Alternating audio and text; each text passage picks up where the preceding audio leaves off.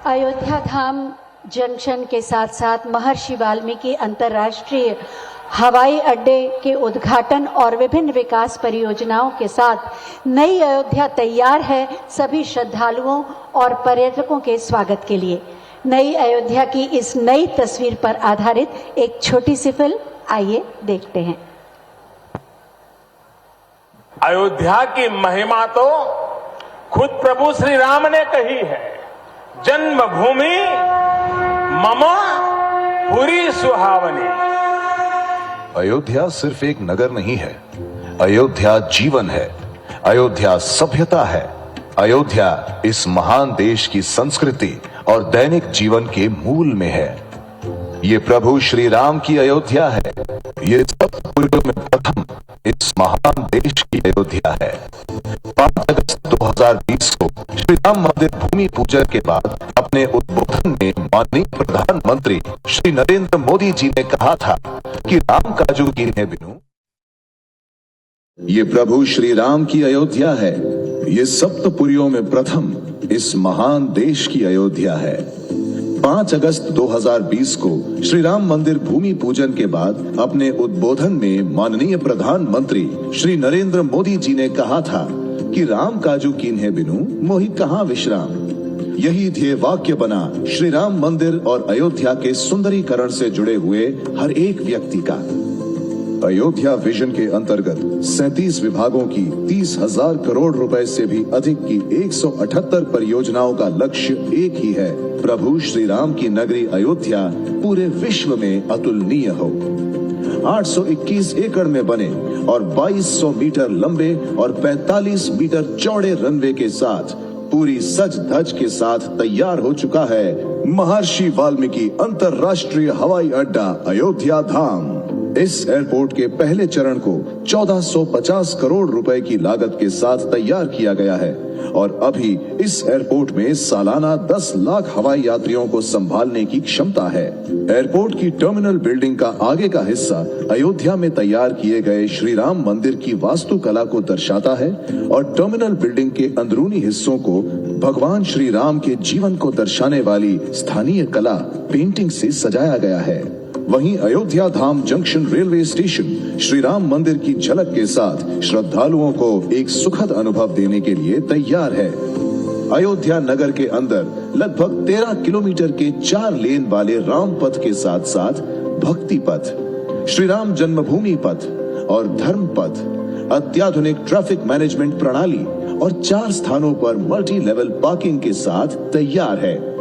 प्रभु श्री राम के दर्शन हेतु आने वाले श्रद्धालुओं की सुविधा हेतु पूरे अयोध्या में सड़कों का चौड़ीकरण और सुंदरीकरण के साथ साथ अयोध्या के पवित्र घाट और कुंडों का सुंदरीकरण इन्हें एक अलौकिक रूप प्रदान कर रहे हैं। नगर का संपूर्ण विकास हो और अत्याधुनिक सुविधाएं उपलब्ध हों, इसलिए अंतर्राष्ट्रीय मानकों पर आधारित शौचालय और यूटिलिटी सेंटर, सीवरेज व्यवस्था, 24/7 पेयजल सुविधा, अंडरग्राउंड बिजली के तार, मुक्तिधाम, 33 से अधिक पार्कों का सुंदरीकरण और सॉलिड वेस्ट मैनेजमेंट की उत्कृष्ट सुविधा की गई है। अयोध्या के चारों ओर रिंग रोड का निर्माण, जगह जगह पर रेलवे ओवरब्रिज और अन्य शहरों से सड़क मार्ग से आने के लिए राजमार्गों को 4 लेन बनाकर सुगम व्यवस्था की गई है। श्रद्धालुओं और पर्यटकों की अयोध्या यात्रा की परिकल्पना करते हुए नगर में प्रवेश से लेकर उनके अयोध्या प्रवास की अवधि के हर क्षण, हर कदम पर उन्हें उच्च स्तरीय सुविधा देने के लक्ष्य के साथ तैयार है अयोध्या। श्री राम आन बान है, श्री राम हिंदुस्तान है, तैयार है अयोध्या, पधारिए आह्वान है, पधारिए आह्वान है। नई अयोध्या तैयार है सबके स्वागत के लिए। दिव्य, भव्य और नव्य अयोध्या को पूरी गरिमा और गौरव के साथ विश्व पटल पर प्रतिष्ठित कर रहे हैं माननीय प्रधानमंत्री श्री नरेंद्र मोदी जी, जो 140 करोड़ भारतीयों के सपनों के साकार होने की गारंटी का दूसरा नाम है। मैं बहुत ही आदर के साथ माननीय प्रधानमंत्री जी से अनुरोध करूंगी कि अपने प्रेरणादायी उद्बोधन से हमारा मार्गदर्शन करें।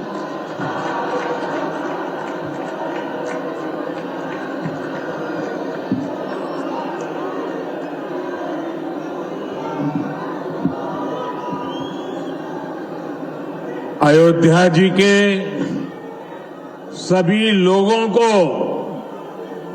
मेरा प्रणाम।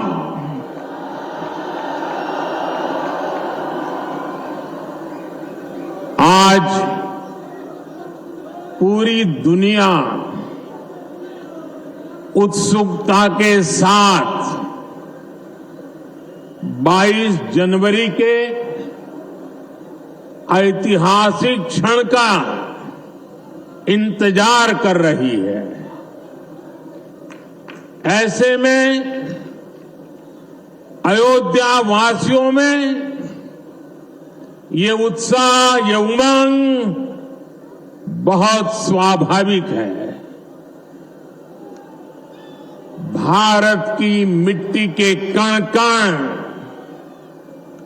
और भारत के जन जन का मैं पुजारी हूं और मैं भी आपकी तरह उतना ही उत्सुक हूं। हम सभी का ये उत्साह, ये उमंग थोड़ी देर पहले अयोध्या की सड़कों पर भी पूरी तरह नजर आ रहा था। ऐसा लगता था कि पूरी अयोध्या नगरी ही सड़क पर उतर आई हो। इस प्यार, इस आशीर्वाद के लिए मैं आप सभी का हृदय से आभार व्यक्त करता हूं। मेरे साथ बोलिए, सियावर रामचंद्र की, सियावर रामचंद्र की, सियावर रामचंद्र की। उत्तर प्रदेश की गवर्नर आनंदीबेन पटेल, यहां के लोकप्रिय मुख्यमंत्री योगी आदित्यनाथ जी, मंत्रिमंडल में मेरे सहयोगी ज्योतिरादित्य जी, अश्विनी वैष्णव जी, वीके सिंह जी, उत्तर प्रदेश के deputy CM Keshav Prasad Maurya ji, Brajesh Pathak ji, UP सरकार के अन्य मंत्रीगण, सभी सांसद और विधायकगण और विशाल संख्या में आए मेरे परिवारजनों, देश के इतिहास में 30 दिसंबर की ये तारीख बहुत ही ऐतिहासिक रही है। आज के ही दिन 1943 में नेताजी सुभाष चंद्र बोस ने अंडमान में झंडा फहराकर भारत की आजादी का जयघोष किया था। आजादी के आंदोलन से जुड़े ऐसे पावन दिवस पर आज हम आजादी के अमृत काल के संकल्प को आगे बढ़ा रहे हैं। आज विकसित भारत के निर्माण को गति देने के अभियान को अयोध्या नगरी से नई ऊर्जा मिल रही है। आज यहां 15,000 करोड़ रुपए से अधिक के विकास कार्यों का शिलान्यास और लोकार्पण हुआ है। इंफ्रास्ट्रक्चर से जुड़े ये काम आधुनिक अयोध्या को देश के नक्शे पर फिर से गौरव के साथ स्थापित करेंगे। कोरोना जैसी वैश्विक महामारी के बीच ये कार्य अयोध्या वासियों के अथक परिश्रम का परिणाम है। मैं सभी अयोध्या वासियों को इन परियोजनाओं के लिए अनेक अनेक बधाई देता हूं।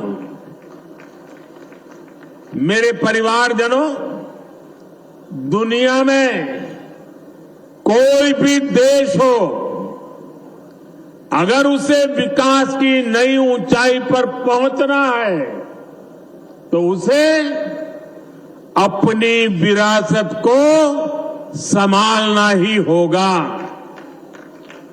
हमारी विरासत हमें प्रेरणा देती है, हमें सही मार्ग दिखाती है। इसलिए आज का भारत पुरातन और नूतन दोनों को आत्मसात करते हुए आगे बढ़ रहा है। एक समय था जब यही अयोध्या में रामलला टेंट में विराजमान थे। आज पक्का घर सिर्फ रामलला कोई नहीं, बल्कि पक्का घर देश के 4 करोड़ गरीबों को भी मिला है। आज भारत अपने तीर्थों को भी संवार रहा है, तो वहीं डिजिटल टेक्नोलॉजी की दुनिया में भी हमारा देश छाया हुआ है। आज भारत काशी विश्वनाथ धाम के पुनर्निर्माण के साथ ही देश में 30,000 से ज्यादा पंचायत भवन भी बनवा रहा है। आज देश में सिर्फ केदार धाम का पुनरुद्धार ही नहीं हुआ है, बल्कि 315 से ज्यादा नए मेडिकल कॉलेज भी बने हैं। आज देश में महाकाल महालोक का निर्माण ही नहीं हुआ है, बल्कि हर घर जल पहुंचाने के लिए पानी की 2 लाख से ज्यादा टंकियां भी बनवाई हैं। हम चांद, सूरज और समुद्र की गहराइयों की भी नाप रहे हैं, तो अपनी पौराणिक मूर्तियों को भी रिकॉर्ड संख्या में भारत वापस ला रहे हैं। आज के भारत का मिजाज यहां अयोध्या में स्पष्ट दिखता है। आज यहां प्रगति का उत्सव है, तो कुछ दिन बाद यहां परंपरा का उत्सव भी होगा।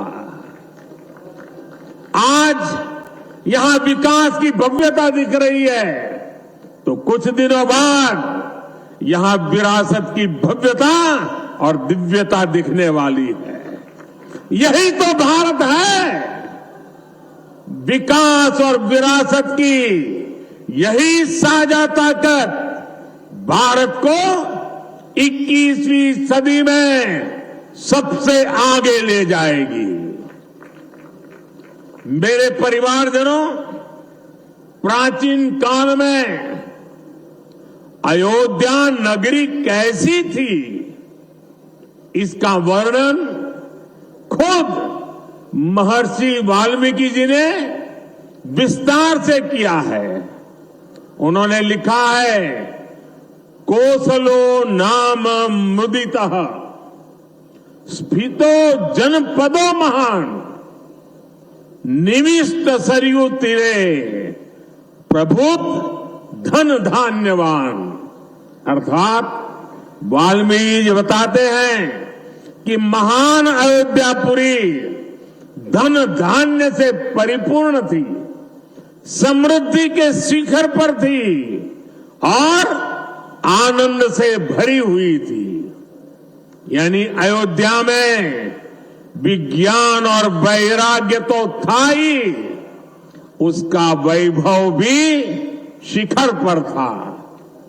अयोध्या नगरी की उसी पुरातन पहचान को हमें आधुनिकता से जोड़कर वापस लाना है। साथियों, आने वाले समय में अयोध्या नगरी अवध क्षेत्र ही नहीं बल्कि पूरे यूपी के विकास को ये हमारी अयोध्या दिशा देने वाली है। अयोध्या में श्री राम का भव्य मंदिर बनने के बाद यहां आने वाले लोगों की संख्या में बहुत बड़ी वृद्धि होगी। इसे ध्यान में रखते हुए हमारी सरकार अयोध्या में हजारों करोड़ रुपयों के विकास कार्य करा रही है। अयोध्या को स्मार्ट बना रही है। आज अयोध्या में सड़कों का चौड़ीकरण हो रहा है, नए फुटपाथ बन रहे हैं, आज अयोध्या में नए फ्लाईओवर बन रहे हैं, नए पुल बन रहे हैं। अयोध्या को आसपास के जिलों से जोड़ने के लिए भी यातायात के साधनों को सुधारा जा रहा है। साथियों, आज मुझे अयोध्या धाम एयरपोर्ट और अयोध्या धाम रेलवे स्टेशन का लोकार्पण करने का सौभाग्य मिला है। मुझे खुशी है कि अयोध्या एयरपोर्ट का नाम महर्षि वाल्मीकि के नाम पर रखा गया है। महर्षि वाल्मीकि ने हमें रामायण के माध्यम से प्रभु श्री राम के कृतित्व से परिचित करवाया।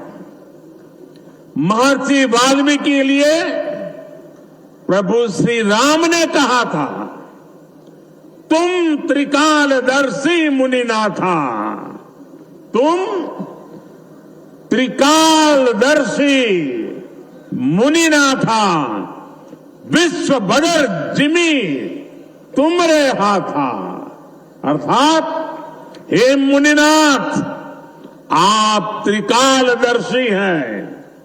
संपूर्ण विश्व आपके लिए हथेली पर रखे हुए बेर के समान है।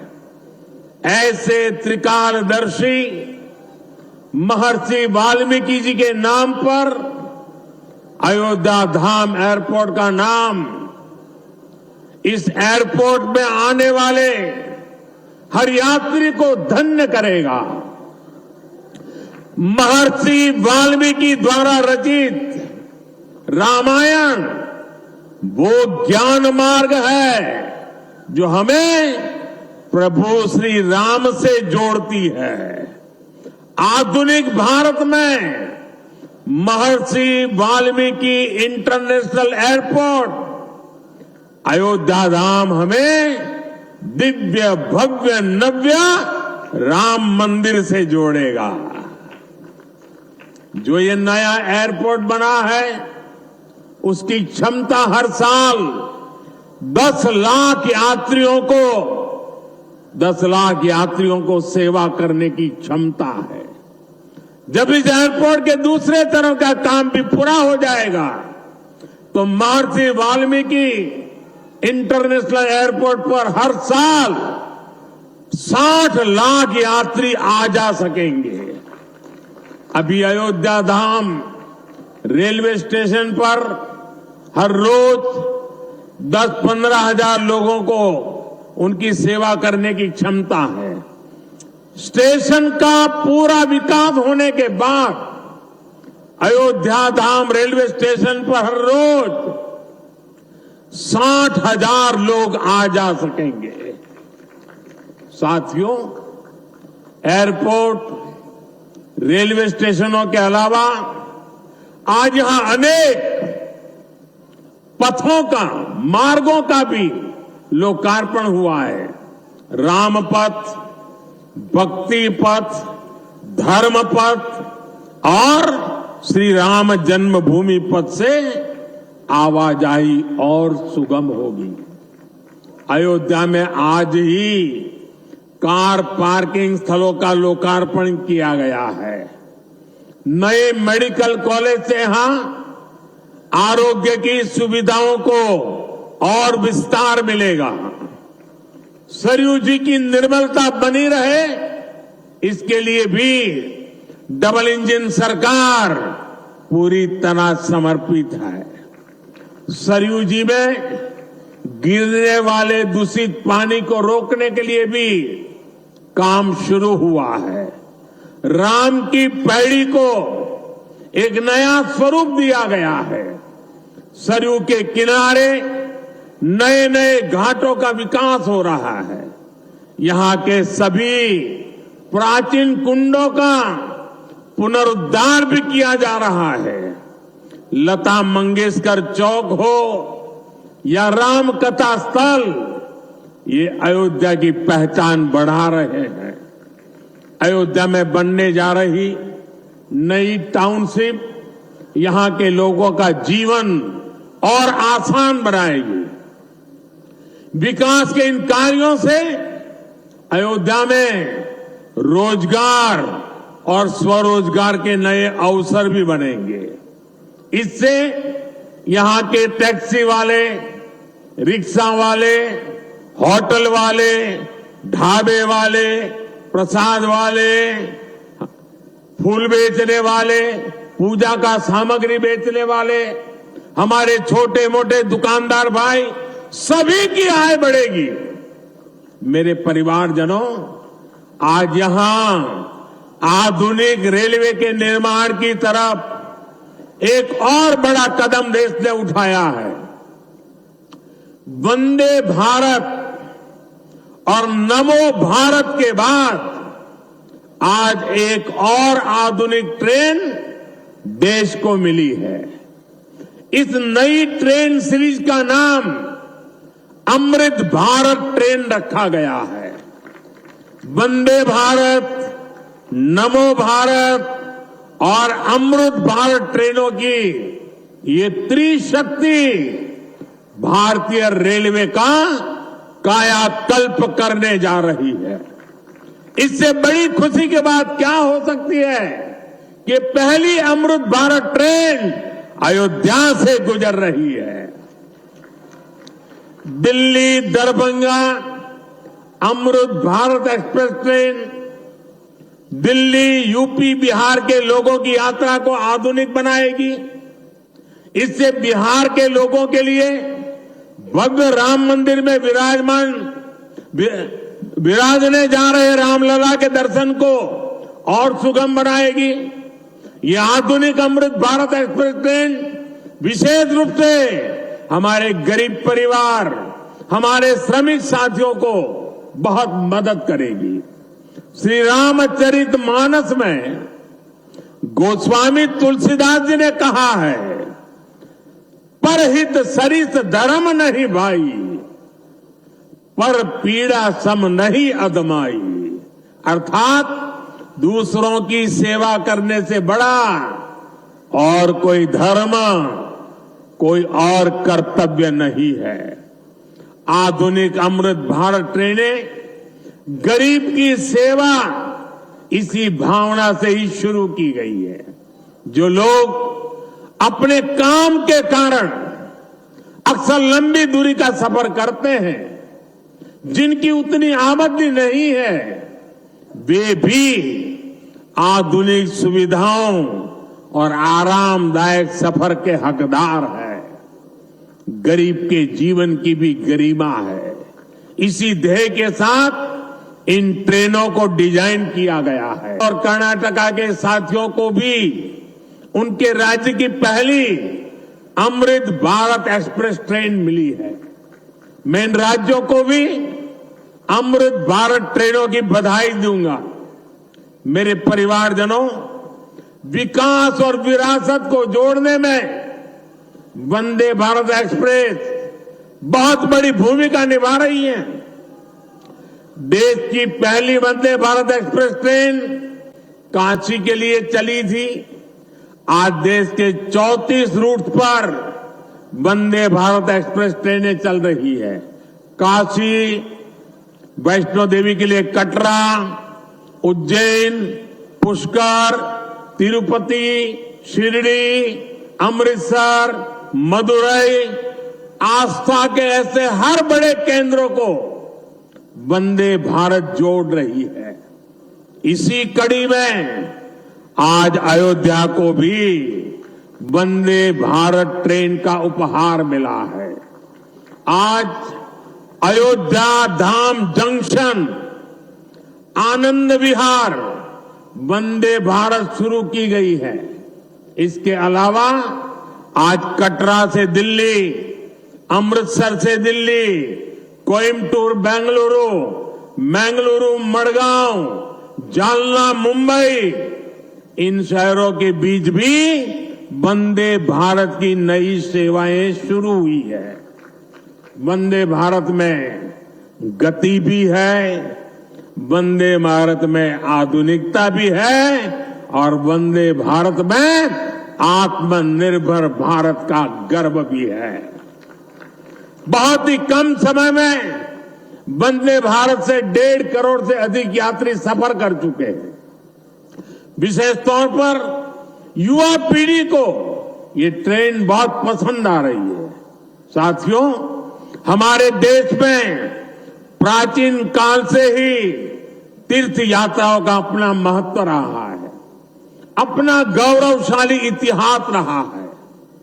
बद्री विशाल से सेतुबंध रामेश्वरम की यात्रा, गंगोत्री से गंगा सागर की यात्रा, द्वारकाधीश से जगन्नाथपुरी की यात्रा, द्वादश ज्योतिर्लिंग की यात्रा, 4 धामों की यात्रा, कैलाश मानसरोवर यात्रा, कांवड़ यात्रा, शक्ति पीठों की यात्रा, पंढरपुर यात्रा, आज भी भारत के कोने कोने में कोई न कोई यात्रा निकलती रहती है।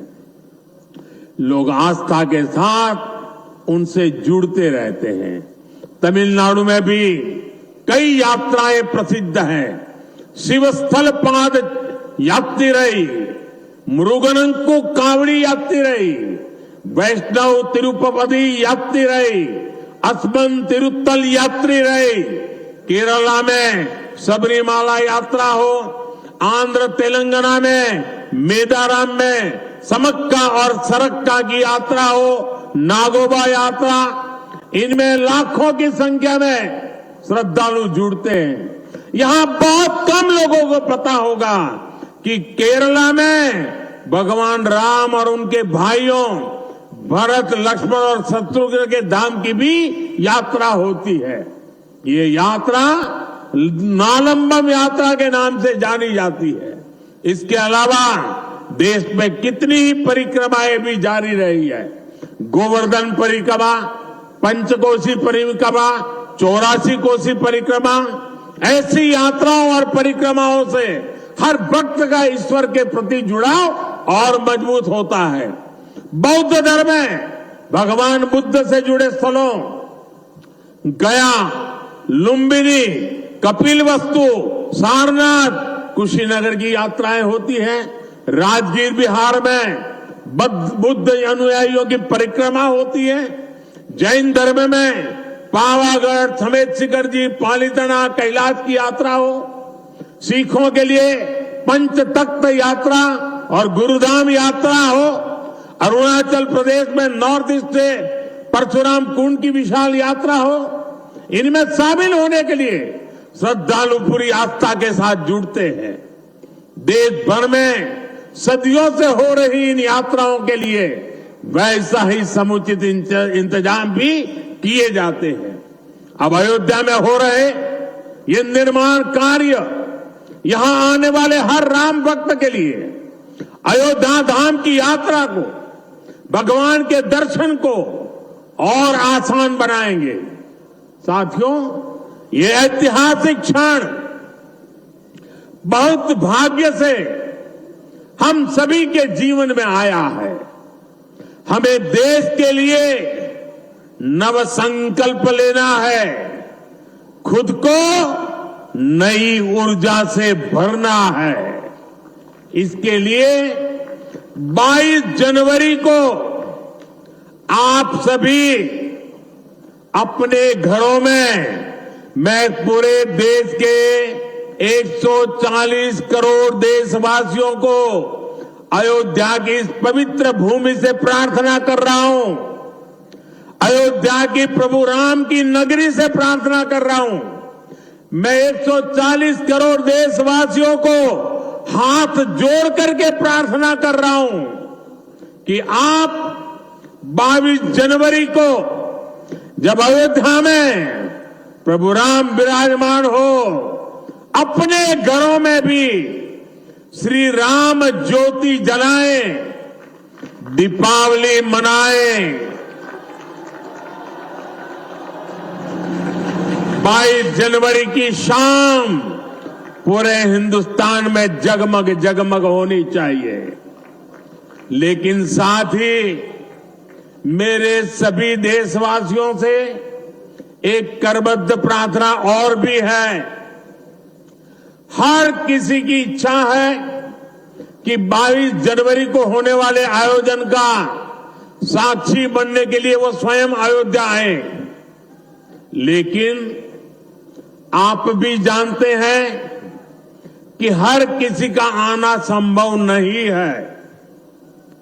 अयोध्या में सबका पहुंचना बहुत मुश्किल है और इसलिए सभी राम भक्तों को, देश भर के राम भक्तों को, उत्तर प्रदेश के विशेष करके राम भक्तों को मेरा हाथ जोड़ करके प्रणाम के साथ प्रार्थना है, मेरा आग्रह है कि 22 जनवरी को एक बार विधि पूर्वक कार्यक्रम हो जाने के बाद 23 तारीख के बाद अपनी सुविधा के अनुसार वो अयोध्या आए। अयोध्या आने का मन 22 तारीख को न बनाए। प्रभु राम जी को तकलीफ हो, ऐसा हम भक्त कभी कर नहीं सकते हैं। प्रभु राम जी पधार रहे हैं तो हम भी कुछ दिन इंतजार करें। 550 साल इंतजार किया है, कुछ दिन और इंतजार कीजिए। और इसलिए सुरक्षा के लिहाज से, व्यवस्था के लिहाज से मेरी आप सबसे बार बार प्रार्थना है कि कृपा करके, क्योंकि आप प्रभु राम के दर्शन, अयोध्या का नव्य भव्य दिव्य मंदिर आने वाली सदियों तक दर्शन के लिए उपलब्ध है। आप जनवरी में आए, फरवरी में आए, मार्च में आए, 1 साल के बाद आए, 2 साल के बाद आए, मंदिर है ही। और इसलिए 22 जनवरी को यहां पहुंचने के लिए भीड़भाड़ करने से आप बचिए, ताकि यहां जो व्यवस्था है, मंदिर के जो व्यवस्थापक लोग हैं, मंदिर का जो ट्रस्ट है, हमें इतना पवित्र काम उन्होंने किया है, इतनी मेहनत करके किया है, पिछले 3-4 साल से दिन रात काम किया है, उनको हमारी तरफ से कोई तकलीफ नहीं होनी चाहिए। और इसलिए मैं बार बार आग्रह करता हूं कि 22 को यहां पहुंचने का प्रयास हम न करें। कुछ ही लोगों को निमंत्रण गया है, वे लोग आएंगे और 23 के बाद सारे देशवासियों के लिए आना बड़ा सरल हो जाएगा।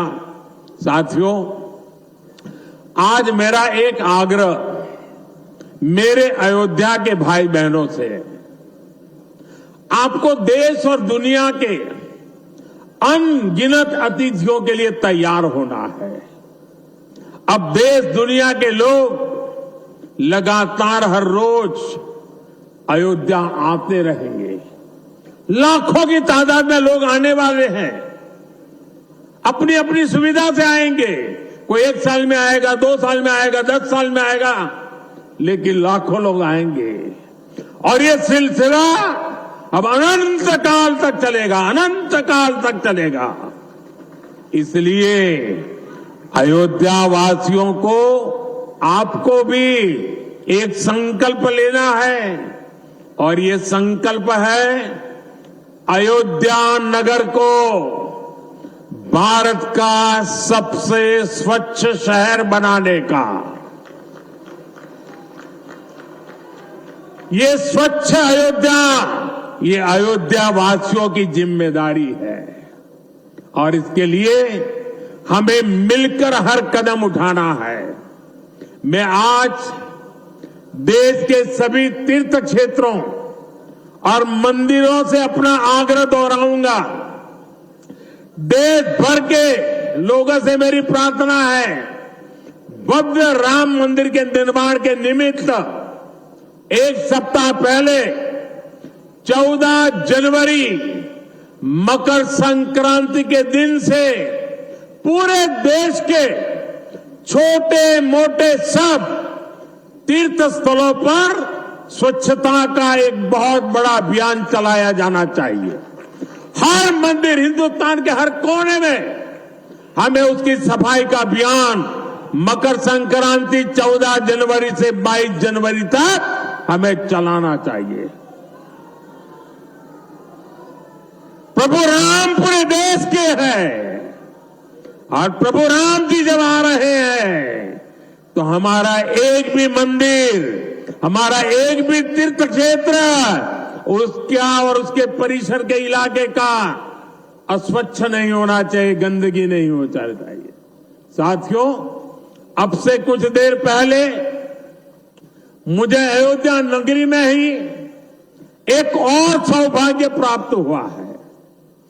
आज मुझे खुशी है ये बताते हुए कि उज्ज्वला गैस कनेक्शन की 10 करोड़वीं लाभार्थी बहन के घर मुझे जाकर के चाय पीने का मौका मिला। जब 1 मई 2016 को हमने यूपी के बलिया से उज्ज्वला योजना शुरू की थी तो कोई कल्पना भी नहीं कर सकता था कि ये योजना सफलता की इस ऊंचाई पर पहुंचेगी। इस योजना ने करोड़ों परिवारों का, करोड़ों माताओं बहनों का जीवन हमेशा के लिए बदल दिया है। उन्हें लकड़ी के धुएं से मुक्ति दिलाई है। साथियों, हमारे देश में गैस कनेक्शन देने का काम 60-70 साल पहले शुरू किया गया था, 6-7 दशक पहले। लेकिन 2014 तक हालत ये थी कि 50-55 साल में सिर्फ 14 करोड़ गैस कनेक्शन ही दिए जा चुके थे, यानी 5 दशक में 14 करोड़, जबकि हमारी सरकार ने 1 दशक में 18 करोड़ नए गैस कनेक्शन दिए हैं। और इस 18 करोड़ में 10 करोड़ गैस कनेक्शन मुफ्त में दिए गए हैं, उज्ज्वला योजना के तहत दिए गए हैं। जब गरीब की सेवा की भावना हो, जब नियत नेक हो, तो इसी तरह से काम होता है, इसी तरह के नतीजे मिलते हैं। आजकल कुछ लोग मुझसे पूछते हैं कि मोदी की गारंटी में इतनी ताकत क्यों है? मोदी की गारंटी में इतनी ताकत इसलिए है क्योंकि मोदी जो कहता है वो करने के लिए जीवन खपा देता है। मोदी की गारंटी पर आज देश को इसलिए भरोसा है क्योंकि मोदी जो गारंटी देता है उसे पूरा करने के लिए दिन रात एक कर देता है।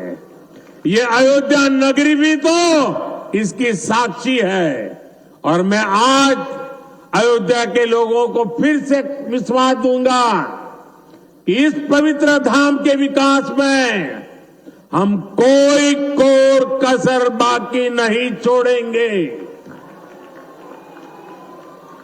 श्री राम हम सभी पर आशीर्वाद रखें, इसी कामना के साथ अपनी वाणी को विराम देता हूं।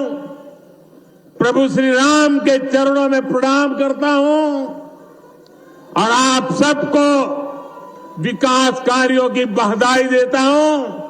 मेरे साथ बोलिए, सियावर रामचंद्र की, सियावर रामचंद्र की, सियावर रामचंद्र की, भारत माता की, भारत माता की, भारत माता की। बहुत बहुत धन्यवाद। बहुत बहुत धन्यवाद माननीय, आपके प्रेरणादायी मार्गदर्शन के लिए। आपका होना, आपका आना, आपका सानिध्य, आपका सामीप्य